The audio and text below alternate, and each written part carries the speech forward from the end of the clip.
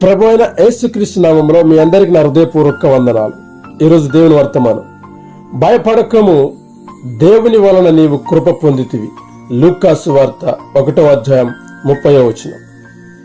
ప్రియ సహోదరి సహోదరుడా, దేవుని లేఖనాలు సెలవిస్తున్నట్లుగా భయపడకము, దేవుని వలన నీవు కృప పొందితివి అని. అవును ప్రియులారా, దేవుడు మన ఎడల చూపిన కృప అది ఎంత ఉన్నతమో మనము వర్ణించలేము. అట్టి కృపను పొంది ఉన్నాం గనుక దేనికి భయపడాల్సిన అవసరం లేదు, దిగులు చెందాల్సిన అవసరం లేదు. ఎందుకంటే దేవుని కృప మన ఎడల ఉన్నది.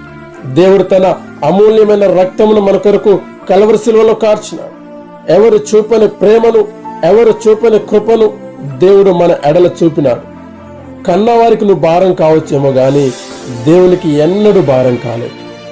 అపాయములు ఎన్ని ఉన్నా, శ్రమలు పొంచి ఉన్నా నువ్వు దేనికి భయపడకు. దేవుడు నిన్ను ప్రేమిస్తున్నాడు, తన ఎనలేని కృపను నీపై చూపుతున్నాడు. అందుకు ప్రతిఫలంగా నువ్వు చేయవలసింది ఒకటి, దేవుని ఎడల నమ్మకమైన జీవితాన్ని జీవిస్తే చాలు. అలాగున జీవిస్తారని ఆశిస్తూ దేవుని కృప మీకు తోడై ఉండును గాక.